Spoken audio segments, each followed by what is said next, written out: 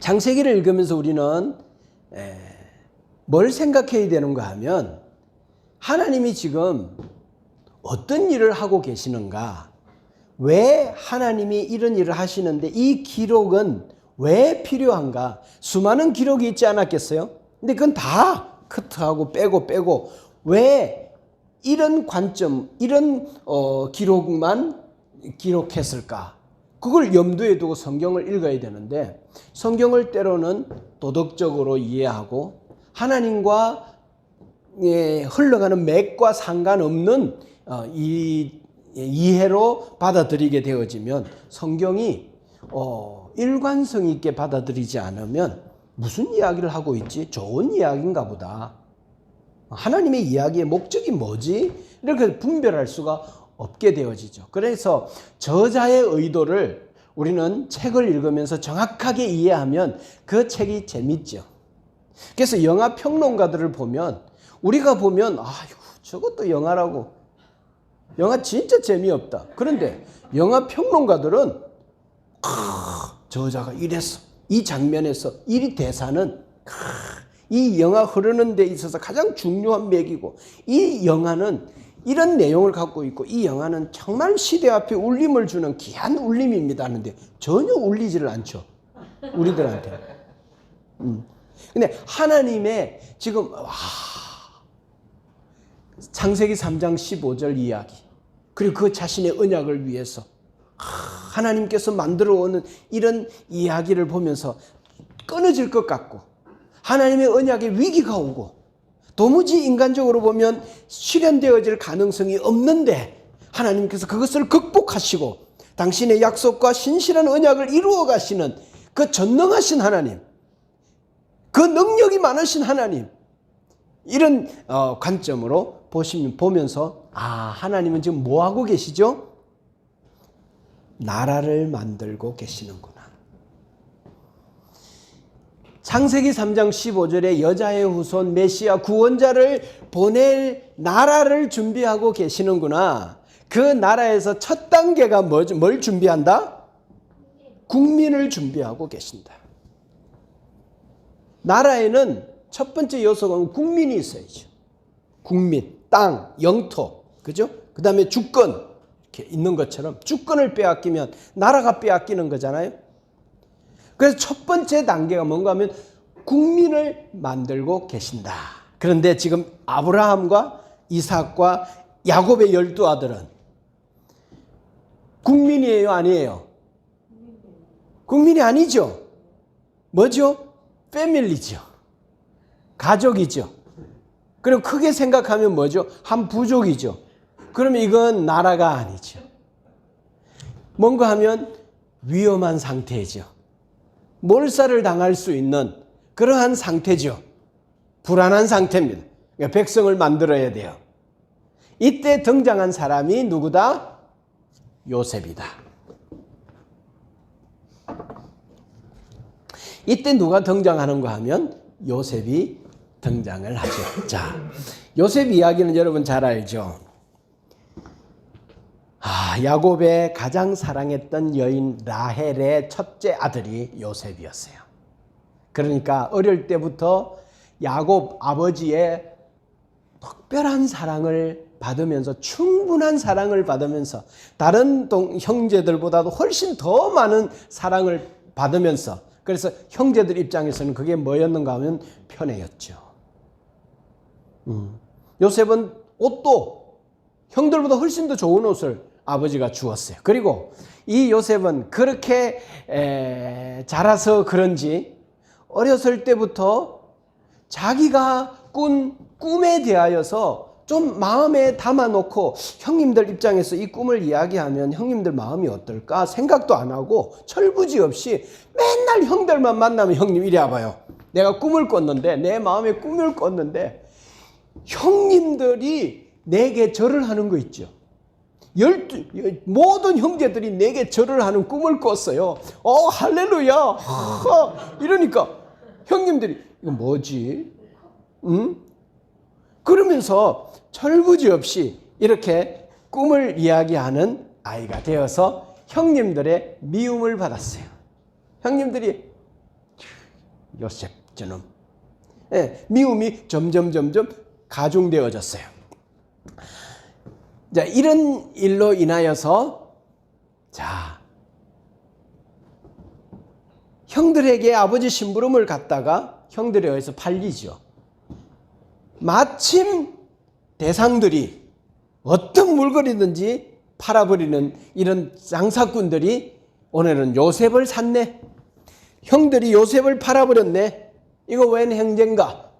그래서 요셉이 애굽으로 가요. 이 대상들의 행렬의 목적지가 애굽이었어요. 그리고 애굽으로 가네.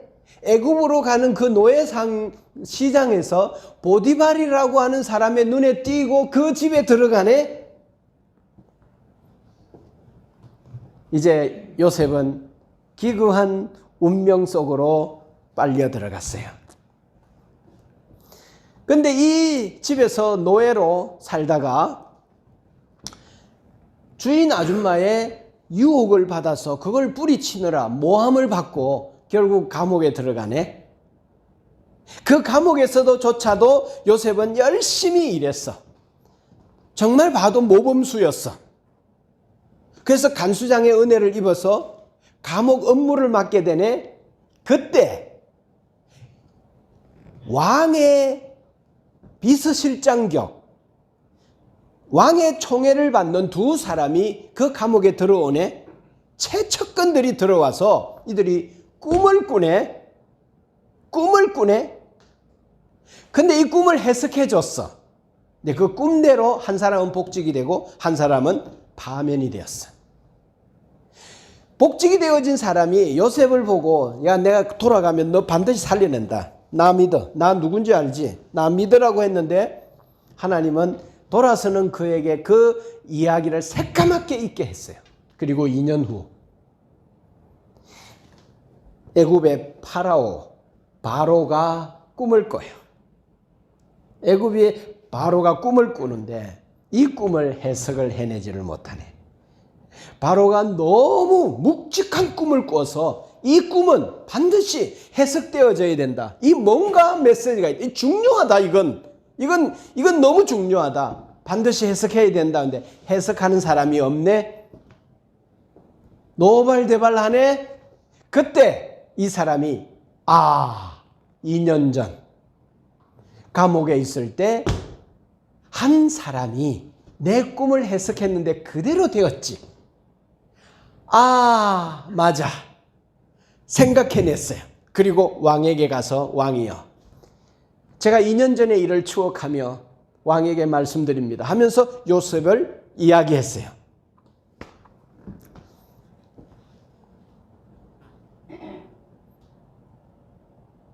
그리고 요셉이 그 꿈을 해석해 주었어요.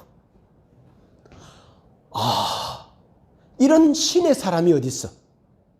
이런 총명한 사람이 어디 있어? 그러면 너가 이 시대를 7년 대풍년 후에 7년 대흉년을 어떻게 극복할 것이냐라는 대안은 있느냐라고 말할 때 요셉은 그럼요. 대안까지 쫙 이야기하죠. 그러면 될 것 같거든. 이 사람이 도대체 누구야? 라고 하는 결정이 되고 그가 일약 국무총리로 발탁이 돼요.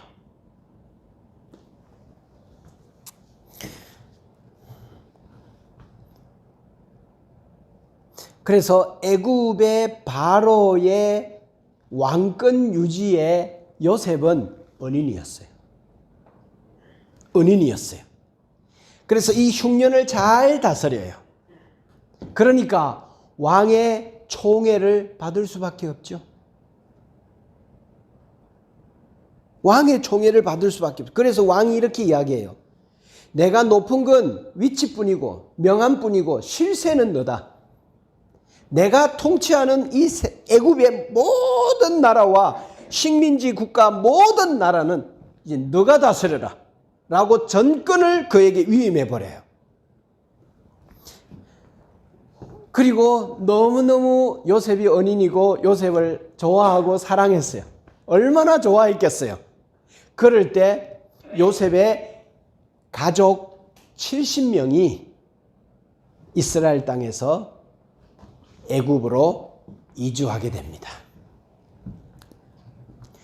그러니까 이제 요셉의 가족이 왔다는 거예요.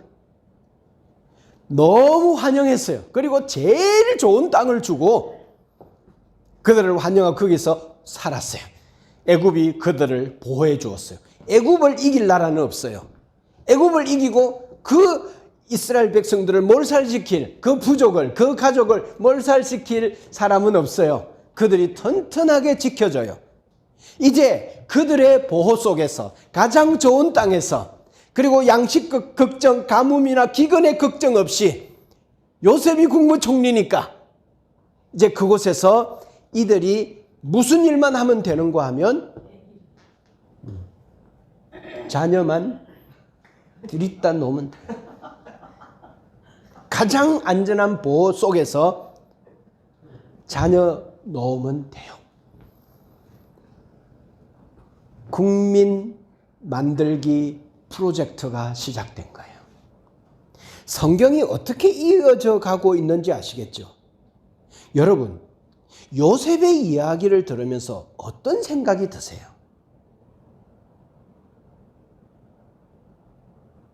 요셉의 인생과 여러분 한 사람 한 사람의 인생은 다른가요?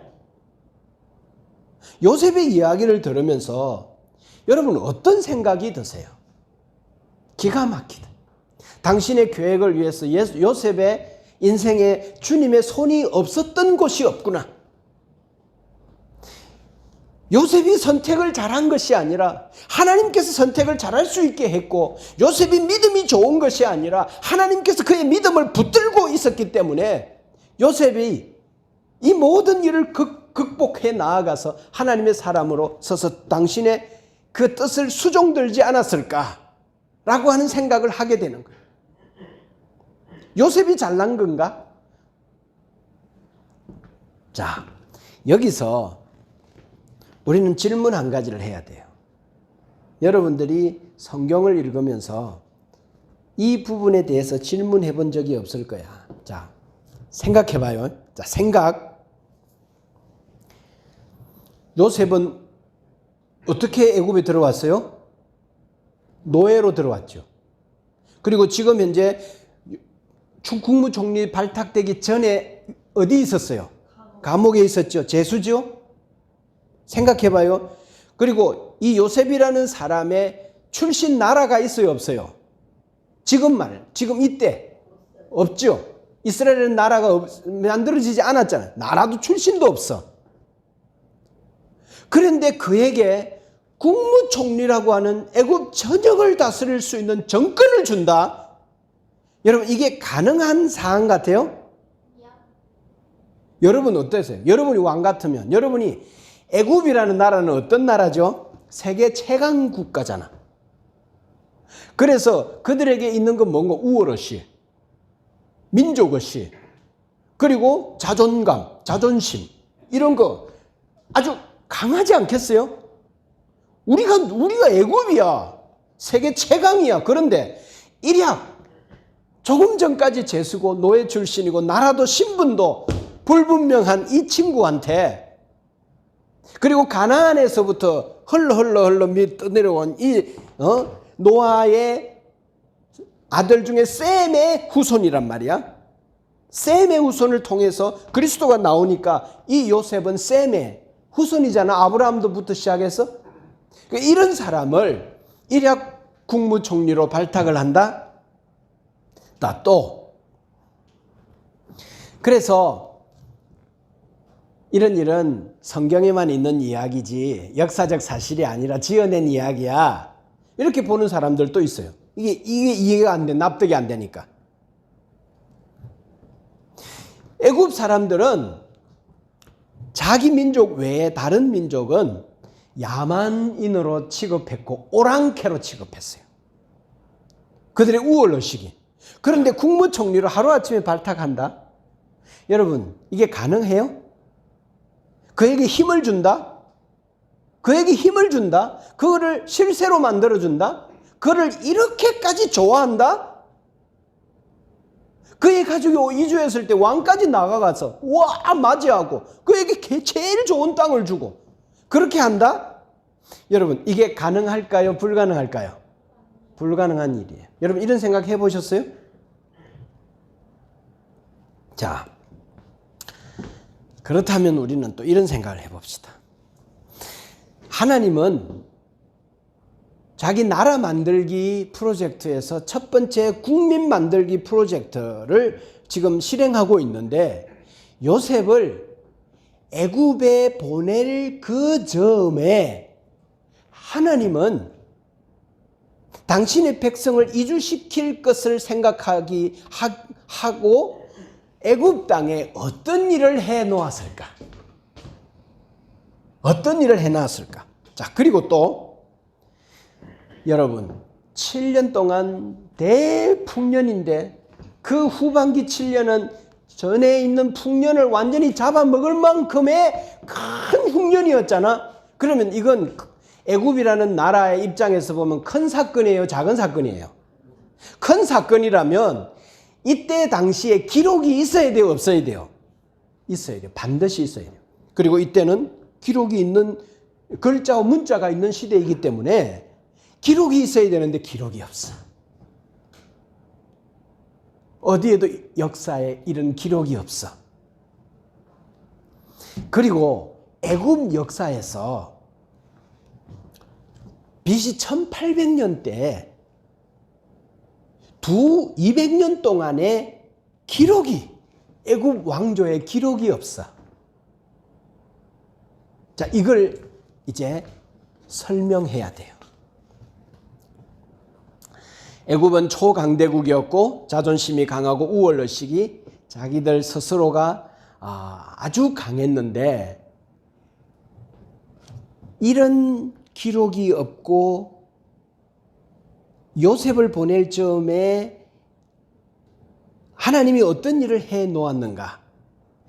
일약대 스타로 요셉을 발탁할 만한 이런 가능성은 전혀 없는데 어떻게 이런 일이 가능했을까? 자, 이때 힉소스 민족이라는 민족이 있었어요. 이들은 말을 타고 기병대를 이끌고 애굽을 침공에 들어왔어요. 침공에 들어와서 애굽의 정통 바로들의 왕조를 어떻게 했는가 하면 이겨버렸어요.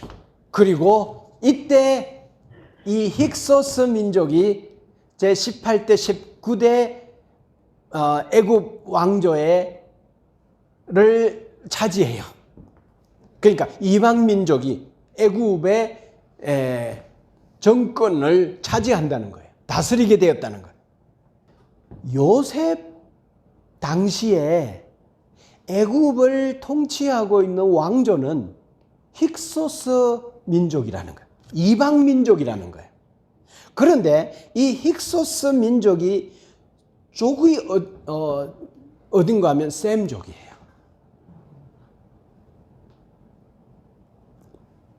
가나안을 걸쳐서 이렇게 나일강을 건너서 애굽까지 아프리카까지 이렇게 통치하게 됐어요. 그러니까 요셉과 같은 종족이죠. 조상이 같죠. 그러니까 힉소스 민족 입장에서는 요셉은 딱 맞는 조합이었어요. 아주 신의 한 수였어요. 만일에 이방 민족인데 애굽 정통 왕가가 아닌데 애굽인을 총리로 세우고 그에게 정권을 준다? 그렇게 되면 반란의 여지가 있어요. 언제든지 위태해질 수 있어요. 그러니까 어떻게든지 애굽 사람을 국무총리로 세울 수는 없는 거죠. 그리고 보셔요. 이방 민족이 힉소스 민족이 침공해 들어와서 그 정권을 차지했다면 이 풍년과 흉년을 지나면서 그들의 통치는 애굽 통치는 위기였어요. 그런데 이때 나타난 요셉은 절묘한 타이밍이죠. 요셉은 위기에 처한 힉소스 민족을 위기에서 구한 영웅으로 하나님 만들어 주셨어요. 그러니까 이 왕조는 요셉을 좋아할 수밖에 없는 거예요. 그리고 좋아해도 문제 없는 거예요. 괜찮은 거예요. 자, 하나님께서 나라를 만들고 국민을 만들고 이스라엘 백성을 그곳에 이주해서 나라로 만들기 전까지 요셉을 먼저 보내서 그를 국무총리로 세워서 그의 가족을 이곳으로 이주해서 나라를 만드는 이 일을 위해서 하나님이 무슨 일을 하셨는가 하면 힉소스 민족을 애굽 왕조를 바꿔놓은 거예요. 봐요. 성경은 어디에 기반을 두고 있어요? 역사에 기반을 두고 있어요. 역사에 기반을 두고 있다는 말은 뭐죠? 사실이라는 거예요. 사실이라는 말은 거짓으로 판명이 되면 이 이야기는 뭐죠? 필요 없다는 거예요. 믿을 만한 것이 못 된다는 것. 역사적 사실이 아니면 이것은 못 믿는다는 것이. 그래서 하나님은 역사를 기반으로 이야기를 하세요. 그래서 하나님은 이때 힉소스 민족을 준비해 주셨어요. 셈족인. 그래서 애굽을 정복하도록 하나님께서 역사를 만들어 놓은 거예요. 하나님의 드라마고 절절한 타이밍이죠. 그리고 이곳에 요셉을 보내고 요셉의 꿈을 꾸게 하고 요셉이 그 꿈을 해석하여 네므로 국무총리가 돼요. 자, 그런데 이때 기록이 삭제되었다고 했잖아. 애굽 사람들은 자존심이 강해.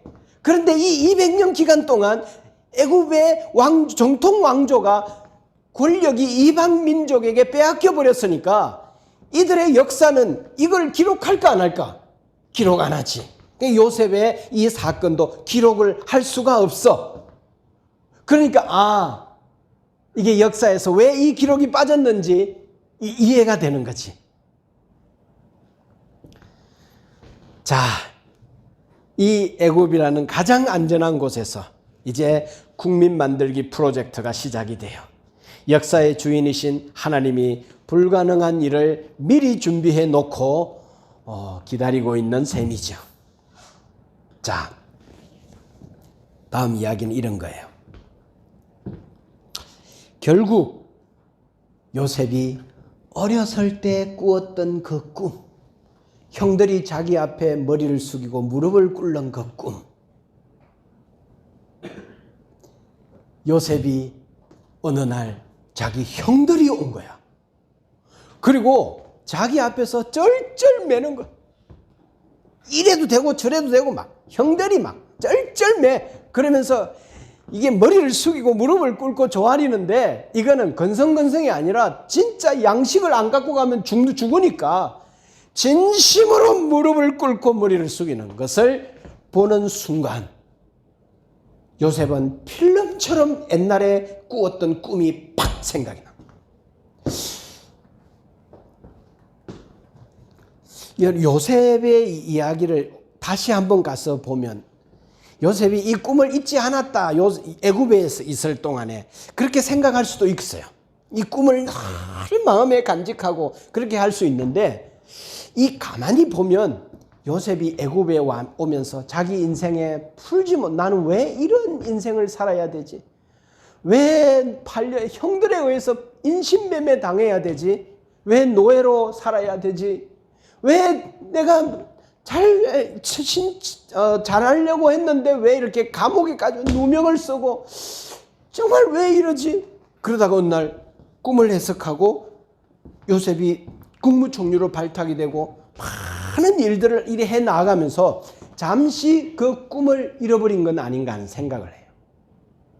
그래서 그 이방 여인을 아내로 맞이하고 아이들을 출산하면서 그렇게 믿음의 이름을 안 지어요. 그런 일련의 가정들을 보면서 요셉이 자기가 어렸을 때 그 꾼 꿈, 자기 인생에 풀지 못하는 운명에 대한 숙제, 이런 부분들을 보면서 형들이 무릎을 꿇는 거예요, 자기 앞에.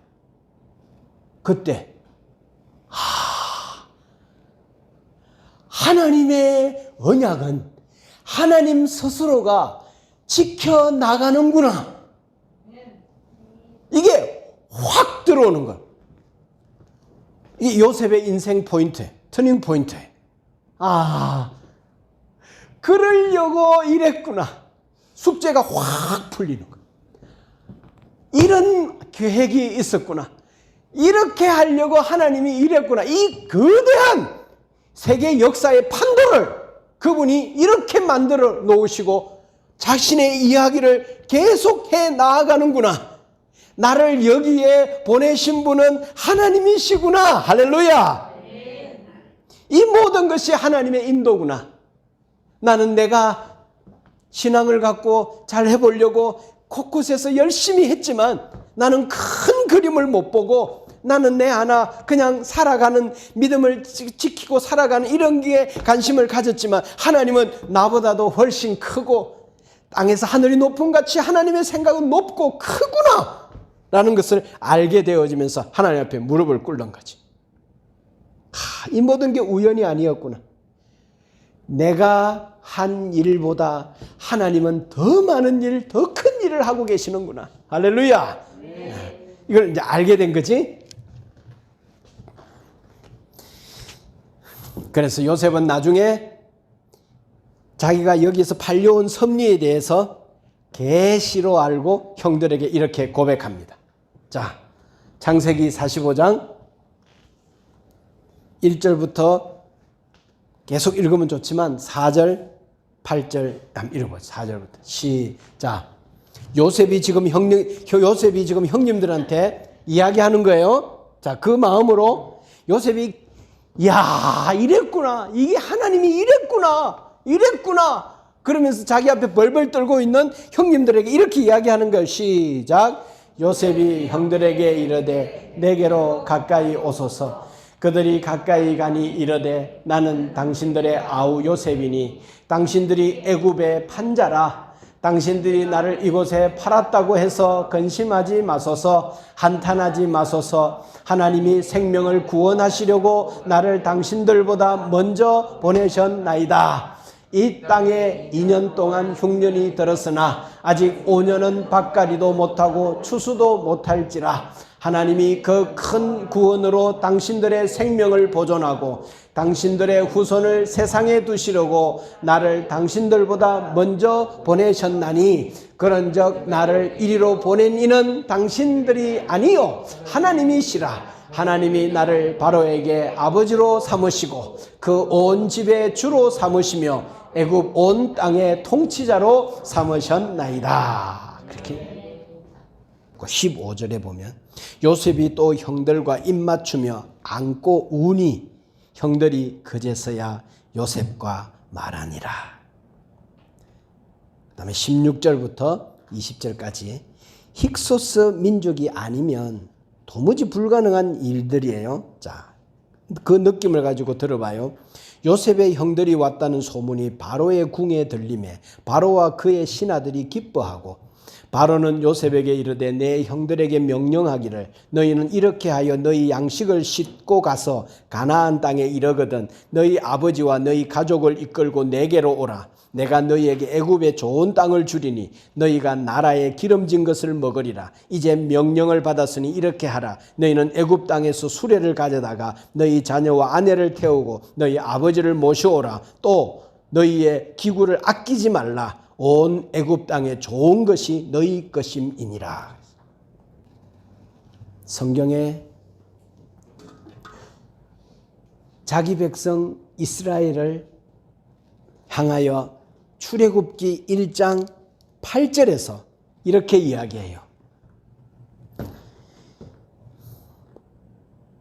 요셉을 알지 못하는 새 왕이 일어나 애굽을 다스리더니 그랬어요. 이제 애굽의 정통 왕가가 회복이 된 거예요. 애굽에 이들은 히브리 민족을 전혀 다른 관점으로 봤어요. 학대를 결정합니다. 급변한 일어나는 거죠. 왜요? 이제 출애굽기 1장 8절에 보면 1장 9절에 보면 그가 그 백성에게 이르되 이 백성 이스라엘 자손이 우리보다 많고 강하도다 그랬어요. 뭐라고 그랬어요? 뭐라고 불렀어요? 그 백성이라고 불렀어요. 부족에 불과하고 패밀리에 불과하던 그들이 이제 430년이 지난 그날 다른 사람들이 봐도 그들은 누구야? 백성이야. 나라야. 이렇게 바뀌어버렸어요. 그러니까 이제 애굽의 정통 왕가가 정권을 다시 회복한 거예요. 그러니까 학대를 결정하는 거죠. 그런데 학대를 받을수록 더 번성하네. 그래서 결국 장정만 60, 전체 한 300만 정도 되는 이런 나라로 되었어요. 그래서 출애굽기 1장 8절에 백성이라는 말을, 국민이라는 말을 처음으로 사용하죠. 자, 창세기의 기록 목적은 나라 세우기 중 국민 만들기예요. 그래서 아브라함, 이삭, 야곱 12아들 그리고 이제 백성이 드디어 나라가 만들어졌어요. 이 일을 위해서 요셉이 등장을 해요. 이제 애굽의 정통 왕가가 정권을 회복하여 애굽 정통 왕조가 다시 시작이 되었어요. 자, 여러분, 요셉의 인생에 풀지 못하는 수많은 사건들이 일어났어요.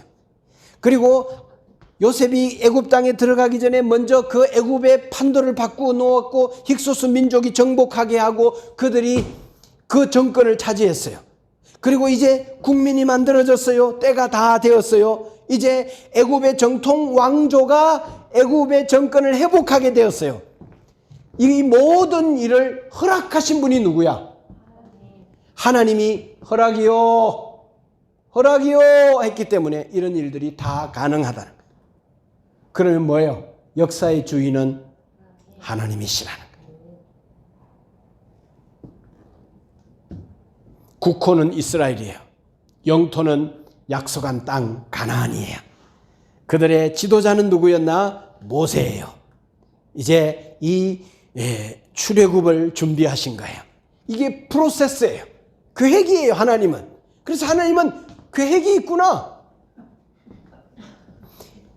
그래서 이제 그 어디를 향하여 출발해야 돼요? 이제 땅을 향하여 출발해야죠. 국민이 만들어졌으니까 다시 하나님이 아브라함에게 약속한 바로 그 땅, 가나안 땅을 향하여. 그러니까 가려면 어떻게 돼야 돼요? 나와야죠. 애굽에서 나와야 하는데 430년 동안 자기 백성이 애굽에 있었네. 그러면 거기에서 인연도 있고 땅도 있고 이런저런 이유, 관계, 사건, 직업, 생존 여러 가지 문제 때문에 모세가 야 나가자 그러면은 와 나가자 하고 나올 수 있어요? 430년 동안 그 땅에 틀을 받고 살았는데 한순간에 나가자고 해서 나가냐? 나가는 일을 주님이 준비해야지. 한 사람도 그곳에 자기 백성을 남겨놓지 않고 애굽이라는 세상에 남겨놓지 않고 다 나갈 수 있도록 하나님이 또 일하셔야지. 성경을 알고면 하나님이 기가 막혀요. 이제는 땅을 향하여 출발할 때가 된 거예요. 그래서 창세기하고 출애굽기는 한 권의 책이에요? 다른 책이에요? 한 권의 책이에요. 그래서 성경 이야기는 이런 역사의 기반을 두고 있어요. 그래서 우리 창세기의 수신자는 누군가 하면 창세기 수신자 누구예요? 지금 그들은 어디 있어요? 광야에서 지금 걷고 있어요. 그렇다면 그들에게 뭐가 필요하죠? 그렇지. 우리 누구지? 우리 왜 어디를 향하여 가고 있지? 왜 가야 되지? 우리의 신은 누구지? 우리의 인생의 종착역은 어디지? 우리의 방향은 어디지? 라고 하는 이야기가 창세기를 모세를 통해 읽어보면 우리의 나라는 이거고 우리의 신은 이거고 우리가 왜 오늘 여기에서 애굽에서 나와서 어디를 향하여 지금 가고 있구나. 여기에 분명해지는 거예요. 그렇게 되어서 납득이 되면 광야를 걸어갈 수 있어요, 없어요? 걸어갈 수 있는 거지. 그지? 그런데 이걸 모르면 세상이라는 곳에서 어디를 가야 될지 모르는 방황할 수밖에. 여긴가벼? 아닌가벼? 여기 목표 세우고 또 수정, 목표 세우고 수정. 맨날 도는데 뭔가 하면 그야. 맨날 그 자리야. 자기 정체성을 분명히 알면 광야를 두벅두벅 목적을 가지고 걸어갈 수 있는 거죠. 이 이유를 밝히는 것. 우리는 이런 민족이야. 선택받은 민족이야. 우리의 신은 하나님이야. 지금 광야에 있지만 결국 우리는 최종 승리할 거야. 우리들이 지금 세상에서 다르게 사는 이유는 세상 나라가 아니기 때문에 그래. 약속의 땅을 향하여 가자. 이렇게 납득이 되면 스스로 가게 되는 거예요. 스스로. 하나님이 하고 계시는 일이 이 일이구나.